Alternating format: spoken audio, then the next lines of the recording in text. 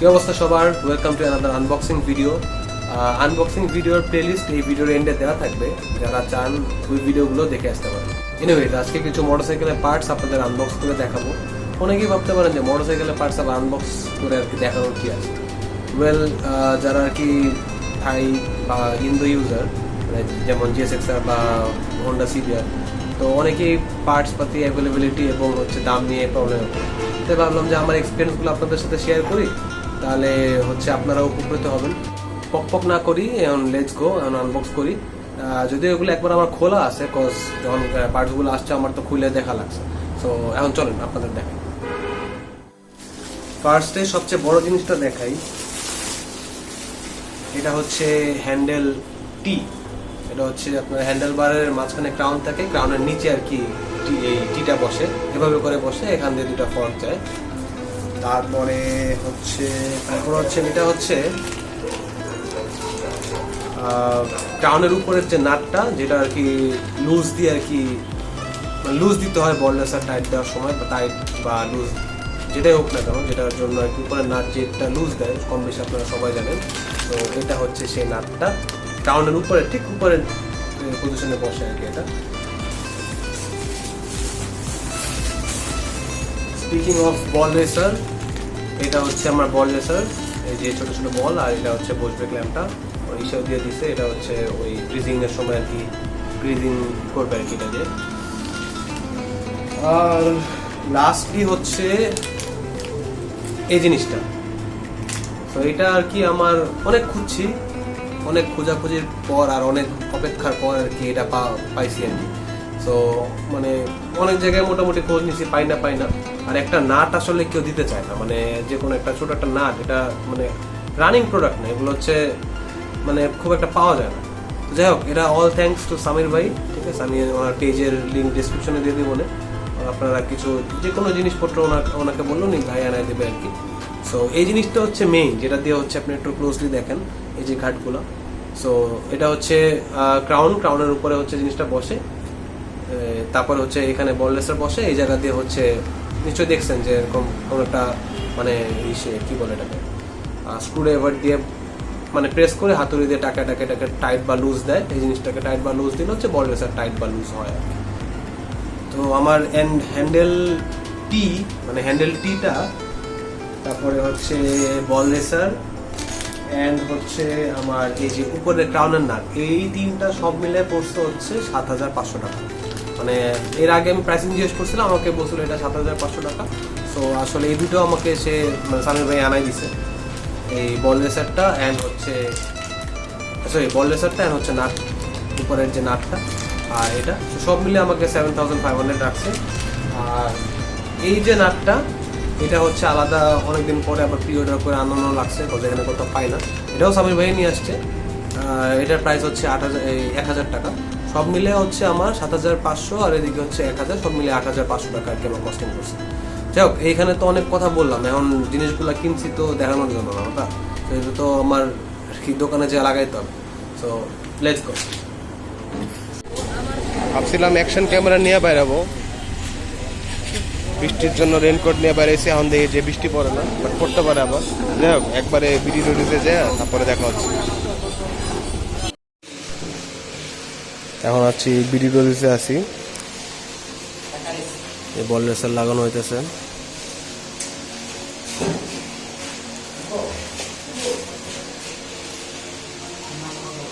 তো এটা হচ্ছে নতুন বল রেসার, নতুন। আর আগে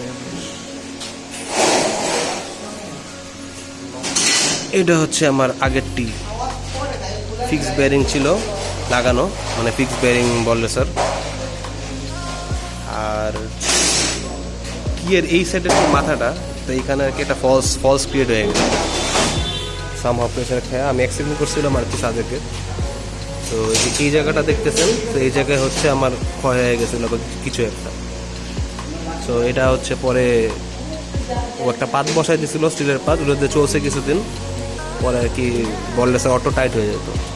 তো অনেক রিস্কি আর কি এভাবে করে। সো পরে আর কি চেঞ্জ করে লাগানো হয়েছে। আর এদিকে হচ্ছে বল রেসারের কাজ চলতেছে, মানে লাগাইতেছে ইনস্টলেশন। এবার আর ফিক্স বেয়ারিং লাগাবো না।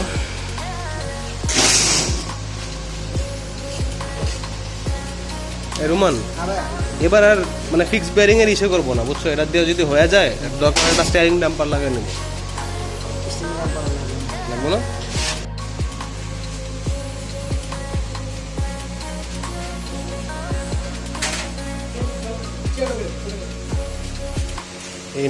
এই নাটটাও আর কি পরে লাগানো।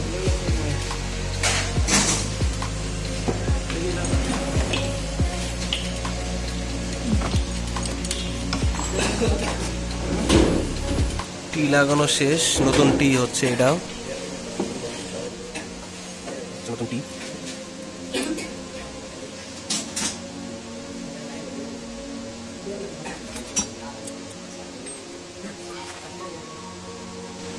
আর এটা হচ্ছে রুম্মান সাহেব, আমার বাইকের যাবতীয় কাজ টাজ ওই করে, কোনো ঝামেলা হইলে ওই ফাইন্ড আউট করে দেয় আর কি।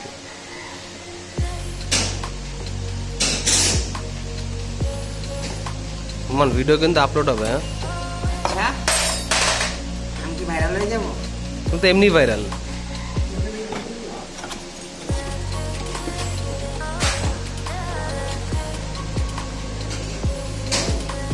ইন্দো থাই এইসবের কোনো কাজ টাজ করলে রুম্মানের কাছে আসতে পারেন বিডি রোডিজে। চ্যানেলের মাধ্যমে আসলে কোনো ডিসকাউন্ট পাবেন না, আগে বলে রাখলাম। এটা জাস্ট আপনাদের স্বার্থে জাস্ট বললাম, হেল্প করার লেগা,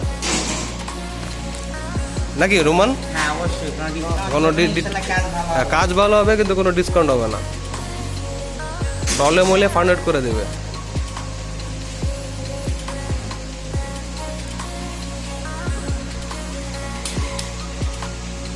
বাইরে তখন বৃষ্টি পড়ে, এর লেগে অ্যাকশন ক্যামেরা রাইখে আসছে, বাইরে এসে দিয়ে বৃষ্টি থেমে গেছে।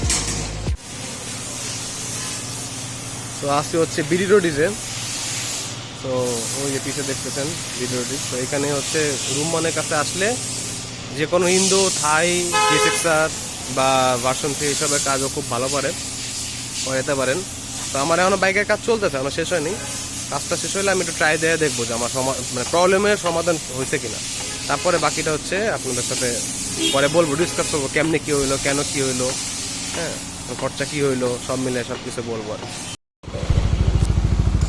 তো চেঞ্জ করার পরে এখন পুরো হ্যান্ডেল পুরো স্মুথ, আগে তো ঘুরতোই না, এখন পুরো স্মুথ হয়ে গেছে, চালায় আসলাম, পুরো অল গুড। এইখানে কাজ আপাতত শেষ, ওয়াশ টাশ করাবো, তারপর বাসায় যাব। সো ভিডিওটা শেষ পর্যন্ত দেখুন। তো বাইকের কাজ করানো শেষ, এখন হচ্ছে ওয়াশ করতেছে, ওয়াশ করানোর পর হচ্ছে মানে আমার আর কি আজকেরই শেষ আর কি, এরপর বাসার দিকে চলে যাব। আর এরপর আর রাইড করে দেখানো আসলে কিছু নাই, আমার প্রবলেম, আমি অনেকক্ষণ চালাইছি বাইকটা, চালানোর পরে দেখলাম যে না এখন সব ঠিকঠাক আছে। তো এই তো এখন পরবর্তীতে নেক্সট প্রজেক্ট, আমার নেক্সট একটা প্লেলিস্ট সামনে ক্রিয়েট হবে, সেটা এখনও নাম ঠিক করি নেই, সেটা আমার বাইক রিলেটেডই হবে, মডিফিকেশন বা পার্সোনালাইজেশন যেটাই হোক না কেন, প্রজেক্ট বাইক এটা হচ্ছে আমার হবে। তো ওটা নিয়ে একটা প্লেলিস্ট হবে। তো বাইক এখন ওয়াশ করানো হইতেছে, এরপরে কি চলে যাব। তো এখানে মোটামুটি কাজ শেষ। এখন চলেন আপনাদের একটু বিস্তারিত বলি যে কি কি হইলো, কেন আমার টি চেঞ্জ করা লাগলো, কেন হচ্ছে আমার মানে এরকম একটা ঝামেলা হলো। সাধারণত টি সিবিআর এর বলেন বা যে কোনো বাইকের টি সাধারণত যায় না, হ্যাঁ একটু বসে কথা বলি। আচ্ছা, জিনিসটা হচ্ছে যে আমার সাজেকে অনেক বছর আগে মোটামুটি আমি আর কি অ্যাক্সিডেন্ট করছিলাম, এরপর থেকে আমার একটু এক পাশ টানে, মানে হ্যান্ডেল বারটাও একটু চাইপাই গেছিল। তারপরে হচ্ছে আপনার ওই কি বলে ওই চাক্কাটাও সম্ভবত টাল হয়েছিল, আসার পর থেকে একটু দেখছিলাম কেমন কমিউনিটি এদিক ওদিক টানে। তারপরে বললে স্যার 2-3 বার চেঞ্জ করলাম, তারপরে বংশাল নিয়ে গেলাম, মোজাম্বেল ভাইয়ের কাছে গেছিলাম বংশালে। তো উনি হচ্ছে চাক্কার টাল ঠিক করে দিল, তারপরে আমার ফর্কেও টাল হয়েছিল, অ্যান্ড হচ্ছে আমার টিতেও টাল হয়েছিল। তো ফর্কের টালটা ঠিক করছে ঠিক মতন, টিয়ের টালটা সামহাও ঠিক হয়নি বা কিছু একটা, তারপরে আমার বাইকের যে এদিক ওদিক টানা ওই প্রবলেম সলভ হয়নি। তো এরপরে হচ্ছে রুম্মানের কাছে নিয়ে আসছি আবার, যে এরকম আমার প্রবলেম ফাইন্ড আউট করে দাও। পরে ও সারা একটা দিন পুরা বসে ইসে করলো, দেখলো যে আমার হচ্ছে যে জায়গায় হচ্ছে যে বললেসারের নাটটা বসে ওই জায়গাটা হচ্ছে ক্ষয়ে গেছে উপরে দিয়ে কিছু একটা ফলস ক্রিয়েট হয়েছে। ওই ফলসের জায়গায় হচ্ছে ও একটা পাত, স্টিলের পাত বসে জায়গাটা আর কি মানে কোনো রকম একটা ঘেটিস মারছে আর কি।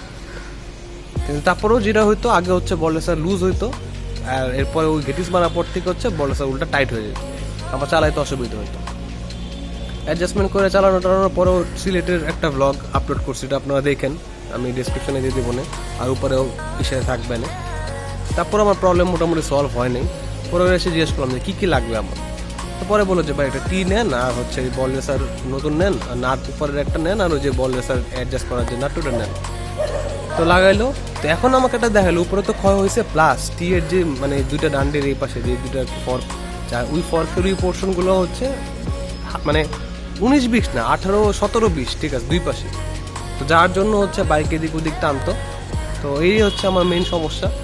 আর এই ভিডিওটা মেইনলি আনবক্সিং ভিডিও, ঠিক আছে, কিন্তু এই ব্যাপারটা আপনাদের সাথে শেয়ার করা হয়তো বা ওরকম কিছু না, বাট শেয়ার করছি এর জন্য যে অনেকের আসলে অনেক টাইপের প্রবলেম হয়। তো এই সলিউশনের জন্য আসলে অনেক জায়গায় দৌড়ে অনেক টাকা খরচা করে, আমিও করছি, ঠিক আছে। আমার মানে একবার হচ্ছে আমি টিমসনের টায়ার ছিল, আমার টায়ার চেঞ্জ করছি এই প্রবলেমের জন্য, ঠিক আছে, অ্যালাইনমেন্ট চেক করছি, অনেক কিছু করছি যে কেন এরকম ডানে বামে টানে, বললেসে 3-4বার চেঞ্জ করছি। তো অনেকে অনেক প্রবলেমে ভুগেন, তো এই ভোগান্তি এড়ানোর জন্য মেইনলি এই ভিডিও। আর যেটা বললাম যে আমার চ্যানেলের মাধ্যমে আসলে কোনো ডিসকাউন্ট না, আমি এরকম প্রমোট করি না কোনো কিছু, আপনাদের জাস্ট দেখাই দিলাম কোন জায়গায় আসলে CBR বা মানে ভার্সন 3 বা GSXR এর কিছু কিছু বাইকের আর কি ও কাজ খুব ভালো করে রুমান, তো ওর কাছে আসলেই সমাধান পাওয়া যাবেন। যাই হোক, এনিওয়েজ ভিডিওটা এন্ড করবো, লং করবো না। আশা করি আপনাদের এই ভিডিওতে উপকার হয়েছে। ও আর কস্টিং তো আমি আগেই দেখাই দিচ্ছি যে আমার পার্স কত গেছে। আর সার্ভিসে এখানে হচ্ছে